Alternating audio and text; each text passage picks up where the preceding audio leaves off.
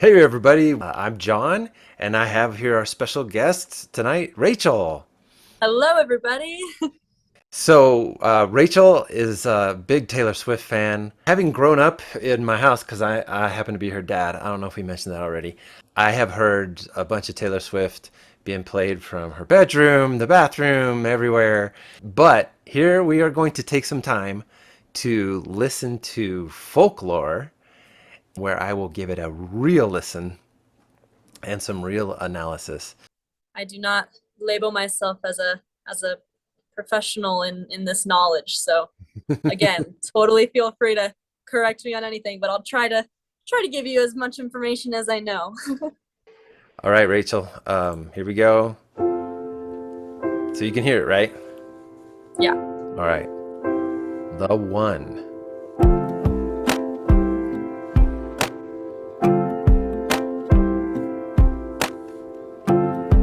I'm doing good, I'm on some new shit. Been saying yes instead of no. I thought I saw you at the bus stop, I didn't though. I hit the ground running each night. I hit the Sunday matinee. You know the greatest films of all time were never made. I guess you never know, never know. And if you wanted me, you really should have showed. And if you never bleed, you're never gonna grow. And it's all right now, but we were something, don't you think so?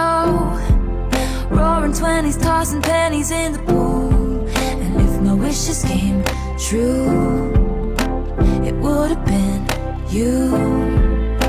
In my Nice. defense, I have none for never leaving well enough alone. But it would have been fun Ha. if you would have been the one. Oh, that's nice. Okay. That's cool. I like that. That was a verse and chorus, right? Yeah. And I love that thing she's doing in the chorus where, she gives most of the line and then we have a pause, we have a beat before we go into that last word. That's Yeah. cool. Kind of drags it out. Yeah. Yeah. Would have Yeah. been fun. Yeah. Right. And that she's doing some, she's harmonizing there too. There, the extra harmony line comes in. It makes it really pretty. Yeah. Yeah, that's cool. So, so help me understand what's going on in the lyrics here because I have heard that this folklore album, well, I have read in the comments of our last video and a few other videos that this folklore album isn't just storytelling fun, Right. where it's less personal. It actually is quite personal, I guess, but in a more allegorical way. Yes. Is there any of that going on in the lyrics here? Of my knowledge, no. But I also know that she was very intentional with having this be like the opening track and starting out with the lyric like I'm doing good, I'm on some new shit. Like that's a lyric of like, hey, you haven't heard from me in a while, and we are, because this was obviously the pandemic album, so it's kind of a nice little way to open it up. But I the rest of this album, it's definitely a lot of combining, you know, these fictional tales about fictional people, but also her own experiences and her history and things like that. So yeah, I guess it's not entirely fair to say it's a storytelling album, um, but I think that this one's definitely more on the storytelling side. She Yeah. talks about how it's, you know, she claims we all have that one person where you kind of wish that if you were getting married, like they would just show up at your wedding and be like, I object, you know?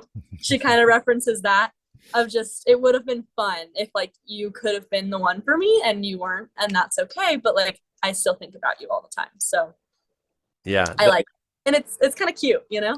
Yeah. That's a great opening line actually for the start of an album. Yeah. Especially one where we haven't heard from the artist in a while, or the impact of the pandemic too. Right. Um, Right. you know, a lot of artists did record during the pandemic because what else did they have to do? Let's keep going.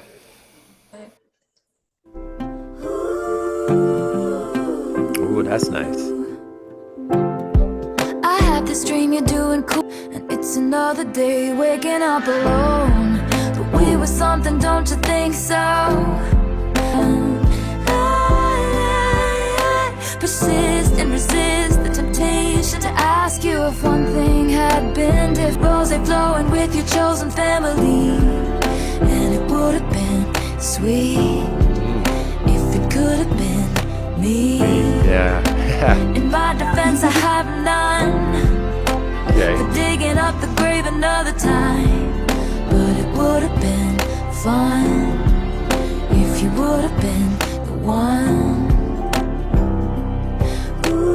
Oh, I like that bit of self-awareness there. She knows, like, this isn't doing me any good to dig this up again. Yeah. It's a love lost, right? Right. And she knows, yeah, I'm not doing myself any favors. Right. But there's this little bit of, I don't know if optimism is the right word, or if it's just a little bit of a like a warm nostalgia of some good memories, right? Right. It's not a sad song. It's not like there's not a grief of the relationship, really. It definitely feels a lot more like reflecting and nostalgia. I like it a lot. I also think it's Yeah. just such a beautiful like introduction to the sound of the album.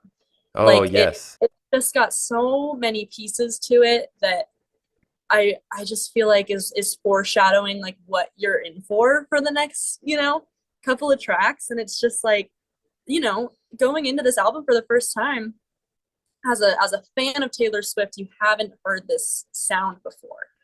So it's just it's a really good way to introduce it, I think. Like, look what I'm doing, and Yeah. then she starts to pick it up and kind of experiment with that sound throughout a lot of the tracks. But I just think it's a really good opener.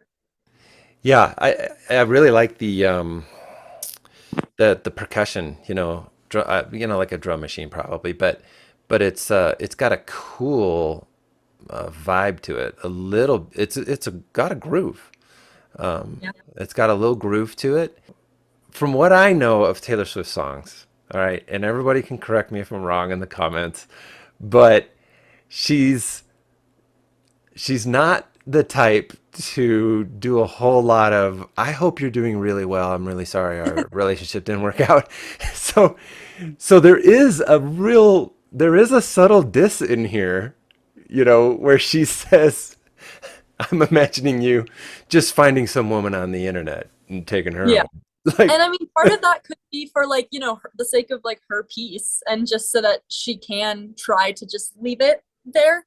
Because then Yeah. if you do start thinking about like, I mean, what are they doing? Like then that's you're digging up the grave another time. Like, Right. don't do that. right. Yeah. Yeah. Yeah, I get what you're saying.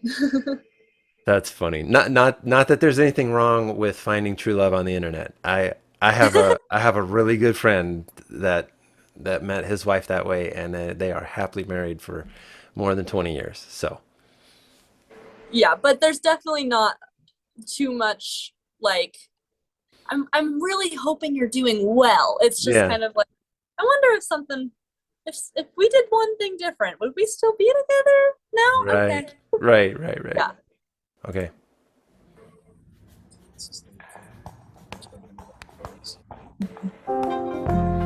Vintage tea, brand new phone. You hear that? High heels on, Yeah. cobblestones. When you are young, they assume you know nothing. Sequin smile, black lipstick, sensual politics. When you are young, they assume you know nothing. But I knew you dancing in your Levi's, drunk under a street light. I knew you, hand under my sweatshirt, baby, kiss it better. And when I felt like I was an old cardigan under someone's bed, you put me on and said I was your favorite.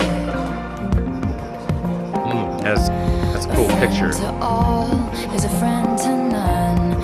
Chase two girls, lose the one. When you are young, they assume you know nothing.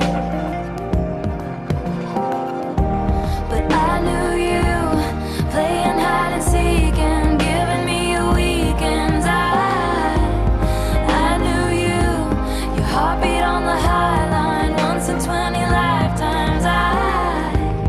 And when I felt like I was an old cardigan under someone's bed, you put me on and said I was your favorite.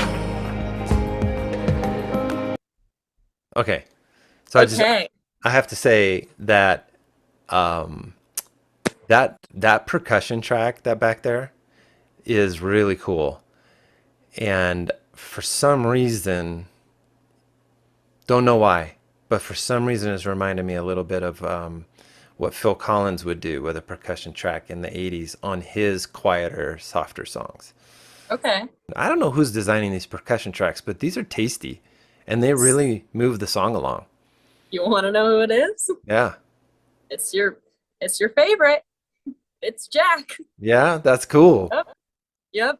They do talk in the Long Pond studio sessions just about how it was something new for both of them. It was a time to kind of mess around and experiment for both of them. And I know she says something where she's like, it's totally something where it shouldn't have worked, and it shouldn't have, like, this sound shouldn't have worked as good as it did for the two of us, but it did, which is just, it's such a cool thing, because yeah, most of his stuff doesn't sound like this. But yeah, I really like the music of this song. It's so good, and it totally progresses and builds too.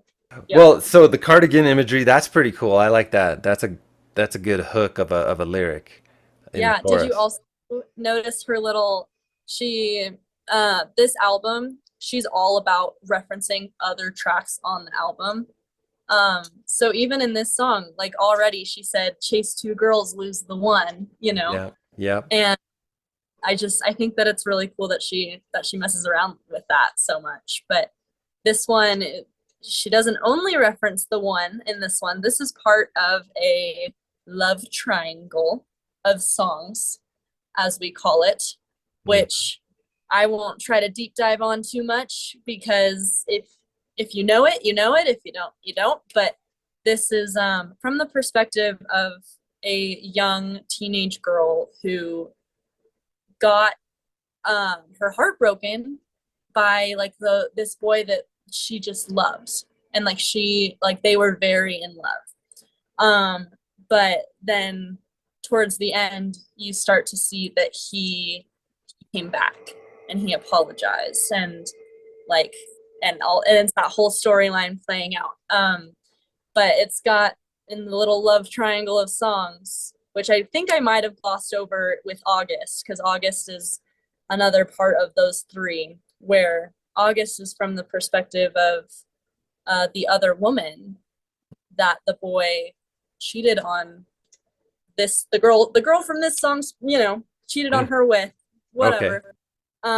And so the girl in August is saying, like, you were never mine because you were in love with this girl. And this is that girl being like, I knew you were in love with me. I knew you'd come back, Ah. Yeah. So they're all tied together. She totally talks about it and goes like crazy in depth about like, it was intentional. Like, it wasn't just like, oh, these kind of align. It was very intentional. It's really cool. Okay. So is this song Cardigan part of that? Yeah. Okay. Is the one part of that? No. So it's Cardigan, August, and Betty. Oh, okay. So Betty is the one from the perspective of the boy.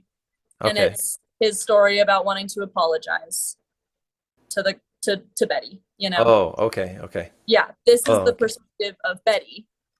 Okay. And she's saying, you, like, when I felt like I was an old cardigan, you put me on and said I was your favorite. Like, you made me feel so loved. Like, recapping the relationship. Yeah. Okay, let's keep going here. Let's see where this goes.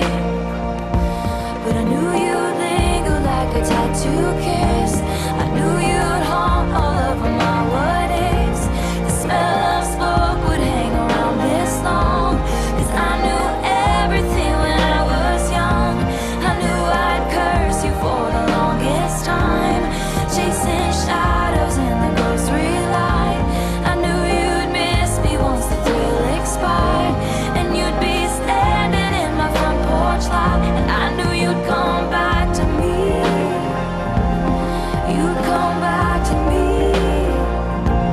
and you come back to me, and you come back.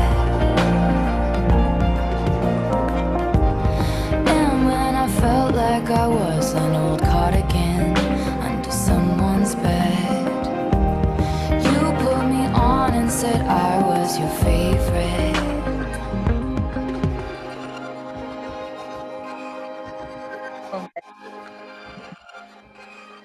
Wow, Yeah. that was cool. Okay, so yeah, we've got um she gets a little angry there, Uh-huh. and because she's hurt, right? Yeah. I like the part where she's like, I know you're coming back, or I knew you'd come back to me. In she doesn't she doesn't go angry with it. She's a little bit more like just matter of fact about it. Like, I know who I am, Betty, right? Let's say Betty. She's like, Mhm. I know who I am as a person, and I know the real power that our relationship once had, Yeah. right? And that it like your favorite old cardigan, right? If you put it away for a while, and for summertime, because you're out in your tank tops and t-shirts, whatever, and you come back to wintertime and you put it on and you're like, oh my gosh, this is the best thing ever. Mm-hmm. So she's waiting for him to do that, right? Yeah, exactly. And I mean, that's why, I kind of went on a little bit of a tangent there, but like, I to really understand that emotion like behind this track, I feel like you gotta think about that perspective a little bit. And I think the lyric, like, uh, when you are young, they assume you know nothing. Like it, she's saying like we are young, but I've just always known. Like I've always known that you would come back to me. I've always known it was just gonna work. Like, and that it was this something special, and like even her saying like because she could be mad about the fact that he cheated on her. Mm. But she says, I knew you'd missed me once the thrill expired. Like she was like, I knew. Like it's I don't know, it's got a little bit of, yeah, a little spice to it in a way that I like it. Yeah, yeah, that's cool. All right, let's move forward, huh? Yeah. Yeah. Are these going in the right order? Is this the right next track? Yeah.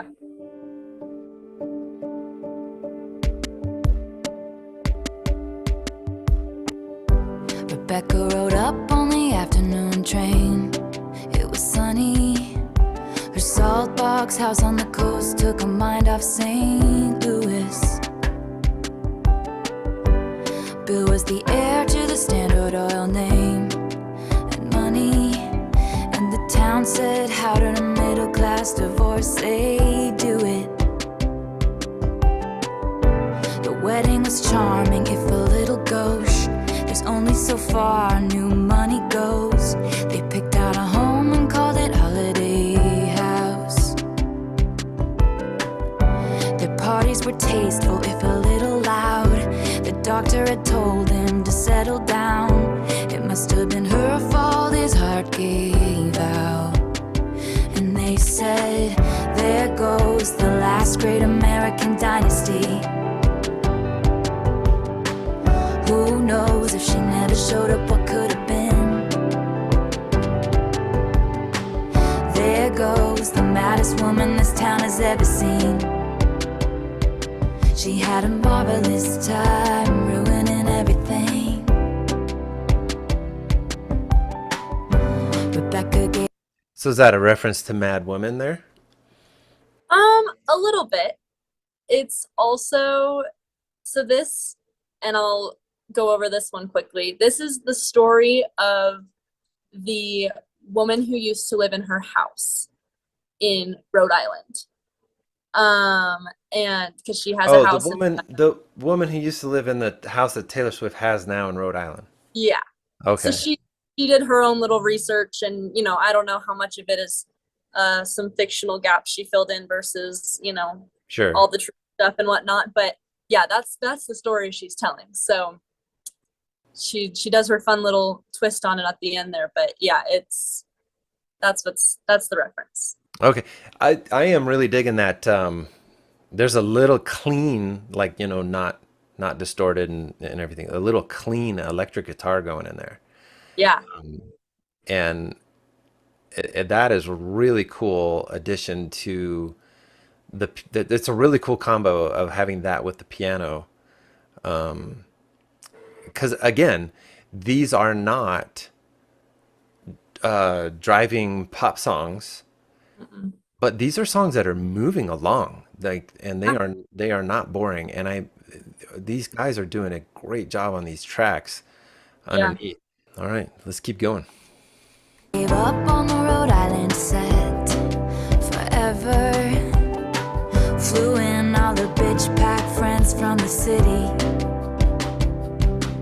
Filled the pool with champagne and swam with the big names and blew through the money on the boys and the ballet. And losing on card game bets with Dolly. And they said, there goes the last great American dynasty. Who knows if she never showed up, what could have been? There goes the most shameless woman this town has ever seen. She had a marvelous time ruining everything. They say she was seen on occasion pacing the rock, staring out at the midnight sea. And in a feud with her neighbor, she stole his dog and dyed a key lime green. 50 years is a long time. Holiday house side, quietly on that beach, free of women with madness, the men in bad habits, and then it was bought by me.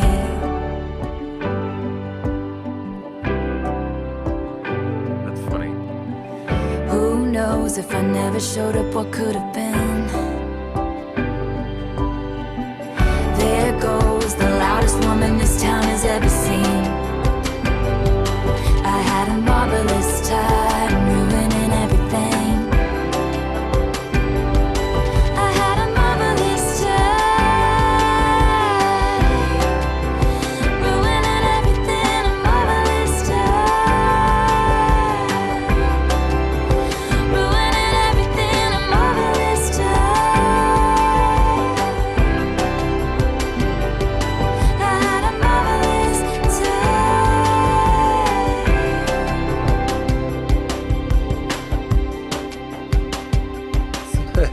Someone could take that. That's cool. Did you like the storytelling of this? Yeah, Did you get a yeah. You, you know, she's just this is one of the things I'm really discovering the more I pay attention to the lyrics. She's got a way with words. Um, yeah, she's a poet, and she's got some fun lines in there. It's just and this is just kind of a cute idea. Like, who writes a song about a house they just bought, and like kind yeah, of the history right? of a house they just bought. So that's And cool. her like seeing herself in the history a little bit, like kind of her putting herself there of like, well, maybe like now I live here, so now I am just gonna ruin everything. Yeah. It's such a fun little twist too. I like when songs do that. She makes a little mention.